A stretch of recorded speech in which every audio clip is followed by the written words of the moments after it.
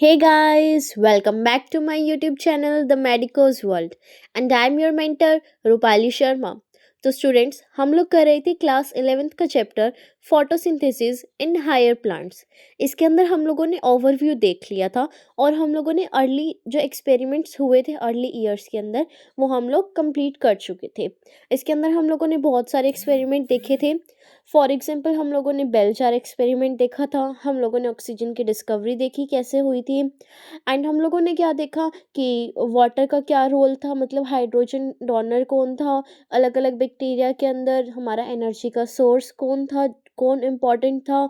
उसके बाद हम लोगों ने देखा कि कौन से एंगल से हमारी लाइट क्या हो रही थी, स्पेक्ट्रम के अंदर कन्वर्ट हो रही थी एंड एक्सेट्रा। बहुत सारे हम लोगों ने क्या देखे, एक्सपेरिमेंट्स देखे। आज हम लोग देखेंगे कि जो हमारी एक्चुअल फोटोसिंथेसिस होती है वो कौन से पार्ट के अंदर होती है हमारे प्लांट की। ठीक है, कि फोटोसिंथेसिस होती कहाँ पर है और हम लोग क्या देखने वाले हैं आज। हम देखेंगे कि जो भी हमारे ये ग्राफ वगैरह दिए हुए हैं, कौन कौन सी पिगमेंट्स हैं जो हेल्प करती है फोटोसिंथेसिस के अंदर इन्वॉल्व होती हैं और वो कितने अमाउंट के अंदर जो हमारा लाइट है उसको एब्जॉर्ब करती है, कौन सी वेवलेंथ पे कौन सी हमारी पिगमेंट क्या होती है, एक्टिव होती है। आफ्टर दैट हम लोग फर्स्ट हमारा जो मेन टॉपिक है कि लाइट रिएक्शन क्या होता है वो हम लोग आज देखेंगे। जो भी हमारा LHC PS वगैरह रिएक्शन सेंटर एंटीने ये सब। ठीक है, सो बिना टाइम को वेस्ट करते हुए फटाफट से स्टार्ट करते हैं। Let's get started. हाँ जी, तो देखो, you would of course answer कि आप लोगों को पता ही है कि फोटोसिंथेसिस कहाँ होती है। आप लोग कहोगे ग्रीन लीफ के अंदर या फिर क्लोरोप्लास्ट के अंदर, क्योंकि आप लोगों ने क्या अर्लियर क्लासेस के अंदर या फिर पुराने चैप्टर्स के अंदर यही पढ़ा है कि ग्रीन लीफ के अंदर होती है भाई फोटोसिंथेसिस। या फिर जो और हायर डीप स्टडीज करके आए हैं बच्चे उन्होंने क्या पढ़ा होगा कि क्लोरोप्लास्ट के अंदर होती है मैम हमारी फोटोसिंथेसिस। तो आप बिल्कुल सही कह रहे हो, क्लोरोप्लास्ट के अंदर ही होती है हमारी फोटोसिंथेसिस। लेकिन जो क्लोरोप्लास्ट है ना बेटा, उसके भी अलग अलग टाइप होते हैं, मतलब उसके भी अलग अलग पार्ट होते हैं। जैसे यहाँ पे दिखाया हुआ है grana, thylakoid, stroma, stroma lamellae, membranes उसकी। इन सब के अंदर मतलब कुछ के अंदर लाइट रिएक्शन होती है, कुछ के अंदर डार्क रिएक्शन होती है। हमारी जो फोटोसिंथेसिस है ना वो भी टू पार्ट्स के अंदर डिवाइडेड होती है। फर्स्ट हमारी light reaction and next one है हमारी डार्क रिएक्शन। अब डार्क रिएक्शन का मतलब ये नहीं है कि ये अंधेरे में हो रही है, डार्क रिएक्शन का मतलब ये है कि ये हो तो तब भी रही है कि जब हमारी लाइट प्रेजेंट है, लेकिन ये लाइट के ऊपर डिपेंडेंट नहीं है डायरेक्टली। लाइट रिएक्शन तो हमारी लाइट यानी कि सनलाइट के प्रेजेंस में ही होगी, लेकिन डार्क रिएक्शन ज़रूरी नहीं है कि जब सन नहीं है तभी हो, जब सन प्रेजेंट है तब भी हो सकती है हमारी, क्योंकि ये हमारी लाइट पे डिपेंड नहीं करती। इसका लाइट से कोई लेना देना नहीं है। ये सिर्फ जो लाइट रिएक्शन के टाइम पे प्रोडक्ट बनेंगे ना, जो ATP वगैरह रिलीज होगी उनका यूज़ करती है। इसीलिए मतलब बोला गया है कि डार्क रिएक्शन ऐसा कुछ नहीं है कि सिर्फ अंधेरे में ही होगी।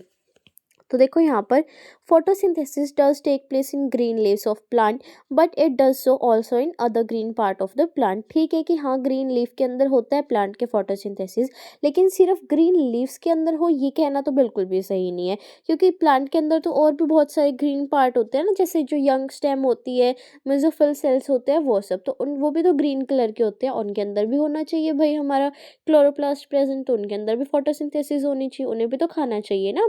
क्या आप ऐसे कुछ और नेम सजेस्ट कर सकते हो? अभी बताया यंग जो हमारे स्टेम होती है उनके अंदर जहाँ पे फोटोसिंथेसिस होगा।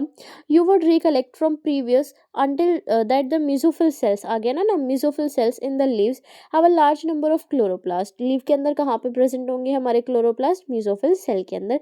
ये याद रखना, आगे जाके अलग अलग टाइप के सेल्स आने वाली हैं अलग अलग साइकिल के अंदर। तो लास्ट में जो हमारी टेबल दी हुई है ना NCERT के, उसको फिल करने में ईजिली होगी अगर साथ साथ याद करते चलोगे कहाँ पे कौन से सेल प्रेजेंट है। तो हमारी लीफ के अंदर कौन से सेल है? Mesophyll cell. Usually, the chloroplast align themselves along the wall of the mesophyll cell such that they get the optimum quantity of the incident light। अब यहाँ पे क्या बोला कि जो हमारा क्लोरोप्लास्ट होता है ना वो क्या कर लेता है, जो मेसोफाइल सेल्स होती है ना हमारी मेसोफिल सेल, उसकी जो वॉल होती है मतलब कि समझो यहाँ पर ये हमारी क्या है, मेसोफिल सेल्स है। ठीक है, इस तरीके से ये क्या है, मेसोफिल सेल्स है। और यहाँ पे ये हमारा क्या है, क्लोरोप्लास्ट है। तो ये क्या करता है, जो मेसोफिल सेल है ना उसकी वॉल के पास खुद को अलाइन कर लेगा, इस तरीके से ऊपर आ जाता है। उसकी वॉल्स के पास, ताकि जो भी लाइट आ रही है वो ईजिली क्या कर सके, एब्जॉर्ब कर सके, क्योंकि क्लोरोप्लास्ट के अंदर क्या प्रेजेंट होता है, क्लोरोफिल प्रेजेंट होता है, तभी तो फोटोसिंथेसिस होगी ना हमारी। When do you think the chloroplast will be aligned with their flat surface parallel to the wall? तो आप कब सोचते हो कि जो हमारे क्लोरोप्लास्ट है वो फ्लैट सरफेस पे पैरेलली रहेंगे, और वो परपेंडिकुलर कब रहेंगे, इंसिडेंट लाइट के। ये भी ना अलग अलग कंडीशंस होती हैं। देखो यहाँ पे मैं समझाती हूँ एक बार। देखो हम लोग ना यहाँ पे 3 कंडीशन लेके चलेंगे, ठीक है, कि हमारी एक तो क्या आ रही है, फर्स्ट कंडीशन हम देखेंगे कि हमारी मॉडरेट लाइट आ रही है। क्या आ रही है हमारी, मॉडरेट लाइट आ रही है, ठीक है, मतलब कि ना तो बहुत ही ज़्यादा तेज लाइट आ रही है और ना ये है कि बिल्कुल ही थोड़ी थोड़ी लाइट आ रही है, ठीक क्वांटिटी की लाइट आ रही है, मीडियम सी मॉडरेट। तो हमारा ये क्या है, मेसोफिल सेल्स है, ठीक है, इसके अंदर हमारे क्या प्रेजेंट होंगे, क्लोरोप्लास्ट, क्लोरोप्लास्ट प्रेजेंट होंगे, ठीक है। हमारे ऊपर से क्या आ रही है, लाइट आ रही है, ये देखो ये तुम्हारी लाइट आ गई। तो हमारे जो क्लोरोप्लास्ट है वो यहाँ पे कैसे अरेंज होंगे, रेंडमली अरेंज होंगे इस तरीके से, मतलब कहीं पर भी कोई भी हो जाएगा। ये देखो ये क्या, रेंडमली अरेंज्ड हो जाएंगे, ताकि ज़्यादा से ज़्यादा लाइट को क्या कर सके, ये एब्जॉर्ब कर सके, क्योंकि क्या हो रही है, मीडियम क्वांटिटी की लाइट आ रही है ना। अगर बिल्कुल ही थोड़ी आई होती तो क्या कर लेते, पैरेलल हो जाते कि सारी की सारी लाइट मैं ये अब्जॉर्ब कर लूँगा। भाई अब कहीं कहीं पर होना पड़ेगा ना, क्योंकि कहीं पे लाइट आ रही है कहीं पे नहीं आ रही, ताकि कहीं से भी लाइट ना छूटे। सेकेंड कंडीशन हम लोगों ने यहाँ पर क्या ली हमारी, ये देखो सेकेंड कंडीशन हम लोग लेते हैं कि हमारी लो लाइट आ रही है। कैसी आ रही है, लो। तो ये आप लोगों का सन है, ठीक है, यहाँ से क्या आ रही है, रेज आ रही है, लेकिन कैसी आ रही है, थोड़ी थोड़ी रेज आ रही है। तो हम यहाँ से ये हटा दिया मैंने, थोड़ी थोड़ी रेज आ रही है हमारी। तो ये क्या है हमारा, मेसोफिल सेल दोबारा से। और ये क्या है हमारे क्लोरोप्लास्ट। अब की बार कैसे अरेंज होंगे, ये परपेंडिकुलरली इस तरीके से। क्यों, ताकि ये ज़्यादा से ज़्यादा लाइट को एब्जॉर्ब कर सके, क्योंकि डायरेक्टली लाइट गिरेगी ना और थोड़ी थोड़ी आ रही है, तो परपेंडिकुलर अगर रहेंगे तो सारी लाइट इनके सरफेस पे एब्जॉर्ब हो जाएगी। समझ आ रहा है ना। और थर्ड कंडीशन हम लोगों ने यहाँ पर क्या ली, हमने कंडीशन ली कि बहुत ही ज़्यादा हाई लाइट आ रही है, ज़्यादा क्वांटिटी में आ रही है, ठीक है। तो हमने यहाँ पे हमारा दोबारा से सन बना लिया, और ये देखो बहुत ज़्यादा लाइट आ रही है यहाँ पे आपके पास एक्सेसिव अमाउंट में, ठीक है। तो हमने क्या किया, यहाँ पे दोबारा से हमारा क्या बनाया, मेसोफिल सेल बनाई, और दोबारा हम लोग अपना क्लोरोप्लास्ट देखते हैं। अब हमारा क्लोरोप्लास्ट कैसा होगा, पैरेलली, ये रहा पैरेलली, मतलब यहाँ से रेज आ रही है ना ऐसे, ताकि ज़्यादा एब्जॉर्ब कर सके, ज़्यादा हमारी अंदर तक जा सके लाइट, ठीक है, पैरेलल अरेंज हो जाएगा इंसिडेंट लाइट के। तो इसीलिए यहाँ पे पूछा था, ये कंडीशंस दी थी ना कि बताओ कब पैरेलली अरेंज होगा और कब यहाँ पे परपेंडिकुलरली। तो अब आ गया समझ, परपेंडिकुलर कब होगा हमारा, जब लो लाइट आ रही है, पैरेलली कब होगा हमारा, जब हाई लाइट आ रही है, और रैंडमली कब अरेंज होगा, जब हमारी मॉडरेट लाइट आ रही है। आप लोगों ने क्या पढ़ा होगा, स्ट्रक्चर पढ़ा होगा क्लोरोप्लास्ट का चैप्टर 8 के अंदर। उसके बाद क्या बोला है, यहाँ पे दिखा भी दूंगी मैं आगे। आपका जो स्ट्रक्चर है विद इन द क्लोरोप्लास्ट के अंदर क्या होगा, मेम्ब्रेनस सिस्टम होता है consisting of grana, stroma lamellae and the matrix stroma.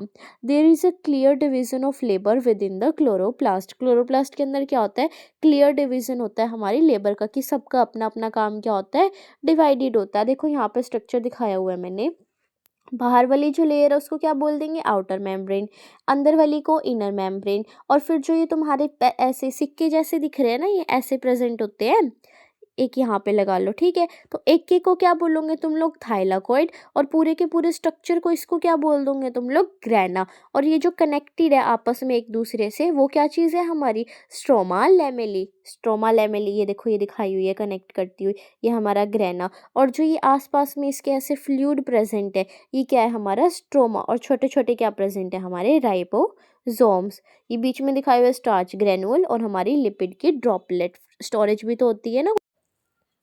फिर देखो, फिर हमारा क्या बोला है यहाँ पे, the membrane system is responsible for trapping the light energy. जो हमारा ये मेम्ब्रेन सिस्टम है वो किसके लिए रिस्पॉन्सिबल है? लाइट एनर्जी को ट्रैप करने के लिए और क्या करने के लिए? एटीपी और एनएडीपीएच हमारा बनाने के लिए।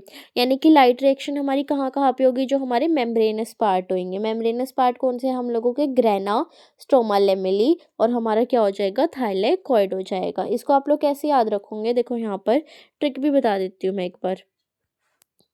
LGDS ऐसे याद रखना है। L से लाइट रिएक्शन, ठीक है, D से डार्क रिएक्शन, और कहाँ पे होगी? G से क्या था? हम लोगों ने क्या पढ़ा? G से ग्रेना, और S से क्या पढ़ा हम लोगों ने? स्ट्रोमा। तो हमारी डार्क रिएक्शन कहाँ होगी? स्ट्रोमा के अंदर। लाइट रिएक्शन हमारी कहाँ पर होगी? ग्रेना के अंदर, ये याद रखना। और ग्रेना के साथ साथ और कहाँ होगी? हमारे थाइलाकॉइड के अंदर और स्ट्रोमल लेमेली के अंदर। लेमेली भी हमारी क्या होती है? मेम्ब्रेनस स्ट्रक्चर होती है, ठीक है। इन स्ट्रोमा, स्ट्रोमा के अंदर क्या होता है? जो एंजाइमेटिक रिएक्शन है वो सिंथेसाइज करती है शुगर को। तभी तो बाहर तुम लोगों ने देखा ना, यहाँ पे स्टार्च प्रेजेंट था तुम्हारे स्ट्रोमा के अंदर। शुगर ही तो है स्टार्च एक तरीके की, which in turn form the starch, जो आगे जाके क्या बना देगा? स्टार्च बना देगा। The former set of reaction, पहले जो रिएक्शन होने वाली है वो डायरेक्टली डिपेंडेंट होती है लाइट के ऊपर, इसीलिए उनको क्या बोला जाता है? लाइट रिएक्शन या फिर फोटोकेमिकल रिएक्शन। फोटो मतलब लाइट, केमिकल मतलब कि जो भी तुम्हारे केमिकल सब्सटेंस यूज हुए हैं, इसीलिए फोटोकेमिकल रिएक्शन। द लेटर यानी कि जो बाद में नाम आया dark reaction, are not directly light driven, वो लाइट पे डिपेंड नहीं होती, लेकिन जो प्रोडक्ट बन रहे हैं ना लाइट से, एटीपी और एनएडीपीएच, उनके ऊपर डिपेंड होती है। इसीलिए उनको क्या सिर्फ अलग करने के लिए लाइट रिएक्शन से नाम दे दिया गया डार्क रिएक्शन या फिर carbon reduction reactions. However, this should not be construed to mean that they occur in darkness। इसका मतलब ये नहीं है कि वो डार्कनेस में होंगी या फिर वो लाइट पे डिपेंड नहीं करती, वो सिर्फ लाइट के प्रोडक्ट्स पे डिपेंड करती है, ठीक है। उसके बाद हमारा क्या टॉपिक है कि कौन कौन सी पिगमेंट इन्वॉल्व होती है फोटोसिंथेसिस के अंदर और उनका रेट ऑफ एब्जॉर्प्शन क्या है हमारी लाइट का।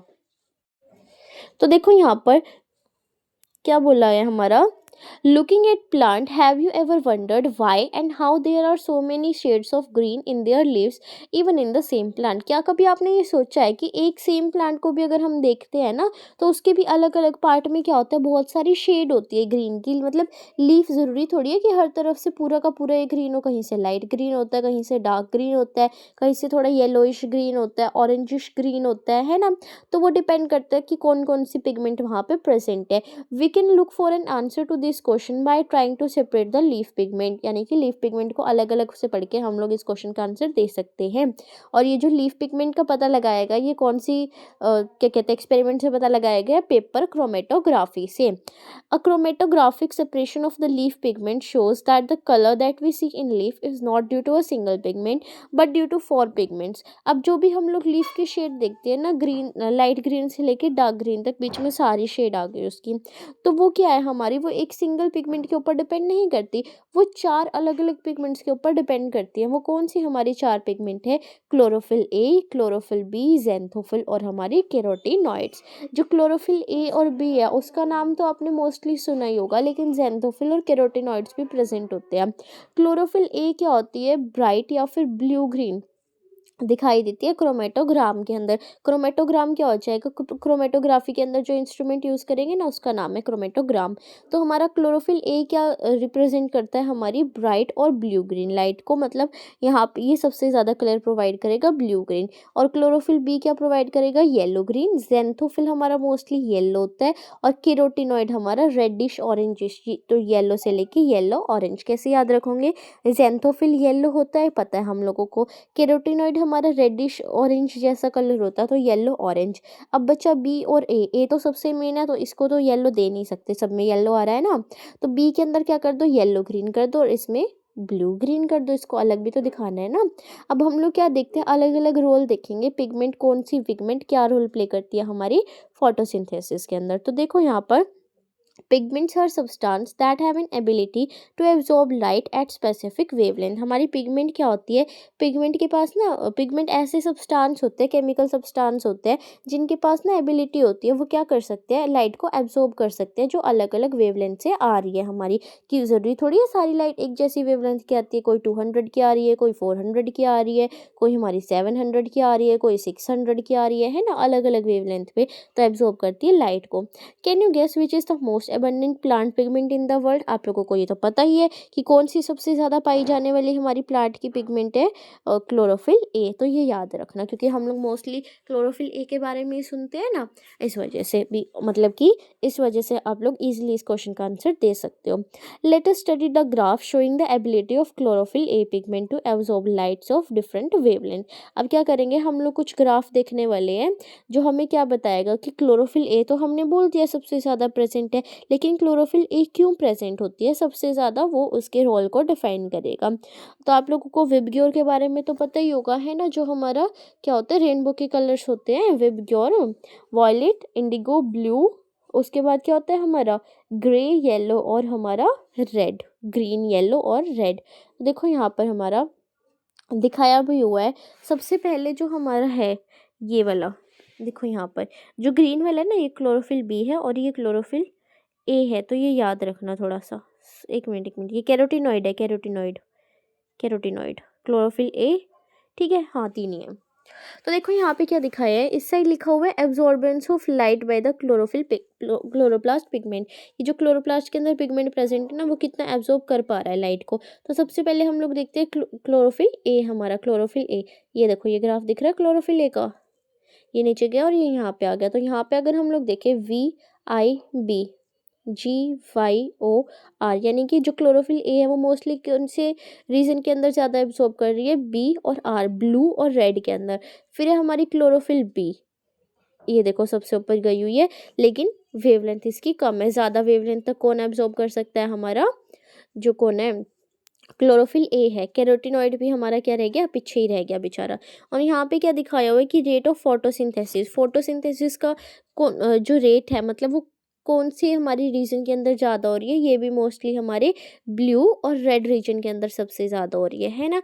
तो अगर हम इन दोनों ग्राफ को क्या करें, कंबाइन करें कि ये रहा हमारा क्लोरोफिल ए का और ये रहा हमारा फोटोसिंथेसिस का, दोनों ही क्या हो रही है, ब्लू रीजन में और रेड रीजन में हो रही है ना, सबसे ज़्यादा दिखा रहे हैं ग्राफ में। यानी कि क्लोरोफिल ए हमारी सबसे ज़्यादा काम कब करती है, जब हमारी ब्लू और रेड रीजन के अंदर करती है। ब्लू और रेड रीजन के अंदर जो भी वेवलेंथ आएगी उनको सबसे ज़्यादा क्या कर पाएगी, एब्जॉर्ब कर पाएगी। और फोटोसिंथेसिस का रेट सबसे ज़्यादा हाई कब होता है, हमारे ब्लू और रेड रीजन के अंदर। तो हमारे यहाँ पे जो भी ग्राफ दिखाए हुए हैं, इनसे क्या कंक्लूजन निकलता है कि जो एब्जॉर्प्शन है वो सबसे ज़्यादा कहाँ पे होती है, हमारे ब्लू लाइट स्पेक्ट्रम के अंदर रेड के कंपैरिजन में। देखो यहाँ पर मैं एक बार लिख भी देती हूँ आप लोगों के, मतलब जो भी कंक्लूजन निकलते हैं, ताकि एग्जाम वगैरह के अंदर एज इट इज़ आप लोग लिख सको। तो देखो यहाँ पर सबसे पहला पॉइंट क्या है कि जो हमारी एब्जॉर्प्शन है वो मैक्सिमम कहाँ पे होगी, हमारी ब्लू लाइट की होती है, ब्लू लाइट स्पेक्ट्रम की, किसके कंपैरिजन में, रेड के कंपैरिजन में। लाइट स्पेक्ट्रम की बात कर रही हूँ मैं, एब्जॉर्प्शन की। लेकिन जो हमारा एक्शन स्पेक्ट्रम है, यानी कि हमारा सेकंड वाला जो फोटोसिंथेसिस वाला था ना हमारा ग्राफ, उसके अंदर, लेकिन एक्शन स्पेक्ट्रम के अंदर कहाँ पे ज़्यादा होगी एब्जॉर्प्शन, हमारी रेड के अंदर। देखो यहाँ पे दिखाया भी हुआ था, दोबारा दिखाऊँ ग्राफ एक बार, देखो एक सेकेंड रुको। ये देखो यहाँ पे हमारा जो एक्शन स्पेक्ट्रम है, ये हमारा एक्शन स्पेक्ट्रम है और ये एब्जॉर्प्शन स्पेक्ट्रम है। तो यहाँ पे सबसे ज़्यादा कहाँ पे हो रही है एब्जॉर्प्शन, हमारी ब्लू के अंदर। ये देखो यहाँ पीक पे है ना, यहाँ थोड़ा नीचे, लेकिन यहाँ पे हमारा कहाँ पे सबसे ज़्यादा हो रही है, हमारी रेड के अंदर। यहाँ पे थोड़ा सा डिफरेंस है बेटा, रेड के अंदर ज़्यादा होती है, ठीक है, ये याद रखना। तो हमारा सेकंड पॉइंट क्या निकला यहाँ पे कि जो एक्शन स्पेक्ट्रम है, फोटोसिंथेसिस का रेट है, वो कहाँ पे ज़्यादा होगा, रेड के अंदर, एज कंपेरिजन टू हमारा ब्लू वाला रीजन, ठीक है। उसके बाद हम लोगों ने सेकंड कंक्लूजन, यहाँ पे थर्ड कंक्लूजन क्या निकाला कि जो क्लोरोफिल ए है वो क्या ज़्यादा काम करती है, और मतलब कि एज कंपेरिजन टू अदर हमारी जो पिगमेंट्स है। तो क्लोरोफिल ए क्या है, मेजर पिगमेंट है हमारी, ठीक है। उसके बाद फोर्थ हम लोगों ने क्या निकाला, यही कि फोटोसिंथेटिक पिगमेंट भी हमारी कौन सी है, क्लोरोफिल ए। क्या बोला जाएगा इसको, फोटोसिंथेटिक हमारी पिगमेंट है ये, ठीक है। ये याद रखना। यानी कि ये आप लोगों ने पढ़ा भी होगा फिजिक्स में, E equals to H C by lambda. H C हमारा कांस्टेंट है, तो यहाँ पर क्या हो जाएगा, ई इन्वर्सली प्रोपोर्शनल है लेमडा के। लेमडा क्या होता है, वेवलेंथ, और ई मतलब एनर्जी। एनर्जी ज़्यादा कहाँ कब होगी हमारी, कम वेवलेंथ पे, ठीक है। तो फिर देखो यहाँ पर नेक्स्ट क्या है, एक बार इस पैराग्राफ को रीड कर लेना, कोई भी दिक्कत आ रही है तो बता देना। यही जो मैंने बताया ना, यही सब लिखा हुआ है। और फोटो ऑक्सीडेशन बता देती हूँ मैं क्या होता है आप लोगों को एक बार, या फिर ये वाला पैराग्राफ एक बार रीड कर ही लिया जाए। है, यहाँ से रीड करते हैं, पीछे वाला रीड कर लेना। These graph together show that most of the photosynthesis take place in blue and red region of the spectrum. ये अभी बताया ये कि ब्लू और रेड रीजन में सबसे ज़्यादा क्या होगी, फोटोसिंथेसिस होगी, क्योंकि वहीं पे हमारी जो क्लोरोफिल ए है वो क्या कर रही है, सबसे ज़्यादा एब्जॉर्ब कर रही है ना लाइट को। उसके बाद क्या बोला है यहाँ पे, कुछ जो फोटोसिंथेसिस है वो हमारी कहाँ पे होती है, दूसरी वेवलेंथ पे भी हो जाती है विजिबल स्पेक्ट्रम के। Let us see how this happen. दो chlorophyll is the major pigment responsible for trapping light, other thylakoid pigments like chlorophyll B, xanthophyll and carotenoid which are called accessory pigments also absorb light and transfer the energy to chlorophyll A. यहाँ पे क्या बोला है कि मान लिया कि chlorophyll A हमारी क्या है, ज़्यादातर रिस्पॉन्सिबल होती है लाइट को ट्रैप करने के लिए, लेकिन जो दूसरी हमारी थाइलाकोइड की पिगमेंट होती है ना, क्लोरोफिल बी हो गया, xanthophyll या कैरोटीनॉइड, जिनको एसेसरी पिगमेंट भी बोला जाता है। एसेसरी मतलब जो मेन नहीं होती बट हेल्प करती है मेन वाली को, वो भी क्या करती है, कुछ अमाउंट में लाइट को एब्जॉर्ब करती है, और एब्जॉर्ब करने के बाद क्या करेंगे, उसको ट्रांसफर कर देंगे क्लोरोफिल ए को। मेन काम तो क्लोरोफिल ए ही करेगी, लेकिन ये साइड में साइड रोल प्ले करती है। Indeed they are not enable a wider range of wavelength of incoming light to be utilised for photosynthesis but also protect chlorophyll A from photo oxidation. ये क्या नहीं करता, मतलब ये सिर्फ कुछ अमाउंट में लाइट को क्या नहीं करता, एब्जॉर्ब नहीं करता, बल्कि साथ के साथ क्या करता है, क्लोरोफिल ए को प्रोटेक्ट भी करता है कि वो फोटो ऑक्सीडेशन ना शो करे। अब समझो कि फोटो ऑक्सीडेशन होता क्या है, बहुत अच्छा टॉपिक है फोटो ऑक्सीडेशन। तो देखो यहाँ पर एक बार, फोटो ऑक्सीडेशन क्या होता है, दो टर्म होती है, एक होता है सोलराइजेशन और एक होता है हमारा फोटो ऑक्सीडेशन। तो सोलराइजेशन क्या होता है कि देखो यहाँ पर लिख भी देती हूँ, सोलराइजेशन नाम ही बता रहा है, सोलराइजेशन, सोलर एनर्जी जो तुम्हारी सनलाइट की एनर्जी आ रही है, लाइट आ रही है। तो जब क्या होता है, बहुत ही ज़्यादा हाई इंटेंसिटी के अंदर हमारी लाइट आती है ना, तो देखो यहाँ पे जस्ट एक सेकेंड, ये तुम्हारी प्रेजेंट है क्लोरोफिल ए, क्या प्रेजेंट है, क्लोरोफिल ए, ठीक है। उसके अंदर क्लोरोफिल ए के अंदर क्या प्रेजेंट होते हैं तुम्हारे, यहाँ पे देखो, ये तुम्हारे प्रेजेंट होते हैं बाइंडिंग प्रोटीन। देखो इसके अंदर ये और भी पिगमेंट्स प्रेजेंट होंगी, ठीक है, ये हमारे क्या है, और भी पिगमेंट्स है। और ये बीच में जो स्पेस बच गया तुम्हारा, ये वाला, ये अंदर यहाँ पे क्या प्रेजेंट होंगे, तुम्हारे बाइंडिंग प्रोटीन्स प्रेजेंट होते हैं, ठीक है। तो ये बाइंडिंग प्रोटीन्स क्या करते हैं, मतलब इनको बाइंड करने का काम करेंगे जो भी हमारी पिगमेंट्स है। तो यहाँ पे क्या होगा, जब बहुत ही ज़्यादा हाई इंटेंसिटी की लाइट आ रही है ना, बहुत ज़्यादा अमाउंट में लाइट आ रही है, तो ये बाइंडिंग प्रोटीन्स जो हैं हमारे, ये डीनेचर हो जाते हैं, मतलब डिस्ट्रॉय हो जाते हैं, जिसकी वजह से जो हमारा LHC है, लाइट हार्वेस्टिंग कॉम्प्लेक्स है हमारा, यानी कि क्लोरोफिल ए भी क्या हो जाती है, डिस्ट्रॉय हो जाती है। तो हमारे बाइंडिंग प्रोटीन्स के डिस्ट्रॉय होने को क्या बोलते हैं, सोलराइजेशन, यानी कि डिस्ट्रक्शन ऑफ हमारा क्या, बाइंडिंग प्रोटीन्स, ठीक है। और फिर नेक्स्ट टर्म मैंने क्या बताई थी, photo oxidation. Photo oxidation, photo oxidation क्या होगा, वो नाम ही बता रहा है, फोटो यानी कि लाइट के प्रेजेंस में ऑक्सीडेशन हो जाना। तो जब ज़्यादा लाइट आती है ना, मतलब ज़्यादा एनर्जी प्रेजेंट होती है, तो क्या होता है, जो हमारी फोटो पिगमेंट प्रेजेंट है, ये फोटो पिगमेंट प्रेजेंट थी ना तुम लोगों की, येलो वाला तो बाइंडिंग प्रोटीन, रेड वाला क्या है, फोटो पिगमेंट, तो ये तो क्या हो गया, डीनेचर हो गया। तो तुम्हारी जो फोटो पिगमेंट बची वो क्या हो जाती है, ऑक्सीडेशन शो करती है, मतलब उनका ऑक्सीडेशन हो जाता है, ठीक है, किसका, तुम्हारी फोटो पिगमेंट्स का, जो लाइट की प्रेजेंस में पिगमेंट काम करती है, उनका फोटो ऑक्सीडेशन हो जाता है, इसीलिए बोलते हैं फोटो ऑक्सीडेशन, ठीक है। इतना आया समझ। तो क्या बोला कि जो बाइंडिंग प्रोटीन्स हैं वो क्या करते हैं, बाइंड करते हैं फोटोसिंथेटिक पिगमेंट को। जब हाई टेम्परेचर हुआ, यानी कि ज़्यादा अमाउंट में लाइट आई, प्रोटीन क्या हो जाएंगे, डीनेचर हो जाएंगे, जिसकी वजह से फोटो पिगमेंट तुम्हारी क्या हो जाएगी, ऑक्सीडाइज हो जाएगी। आज यहीं तक करेंगे, नेक्स्ट लेक्चर के अंदर देखेंगे लाइट रिएक्शन क्या होती है, नहीं तो ज़्यादा लेंथ हो जाएगी वीडियो की, ठीक है। एक बार इसको अच्छे से रीड कर लेना, ये वाला पैराग्राफ देख लेना, कोई भी डाउट आ रहा है, कुछ भी समझ नहीं आ रहा, प्लीज़ कमेंट सेक्शन के अंदर बोलो, बार-बार बोलती हूँ मैं कि तुम लोग कमेंट पूछते ही नहीं हो यार, एक तो डाउट पूछा करो कम से कम, एक भी बच्चे का डाउट नहीं आता, तुम्हें सब समझ आ रहा है। ठीक है, जो भी डाउट आ रहा है वो पूछ लिया करो और सेशन को लाइक कर दिया करो प्लीज़। ना तुम चैनल सब्सक्राइब करते, ना सेशन को लाइक करते हो, बिल्कुल भी लाइक कर दिया करो यार। Thank you so much, keep loving, keep supporting, stay tuned, thank you so much.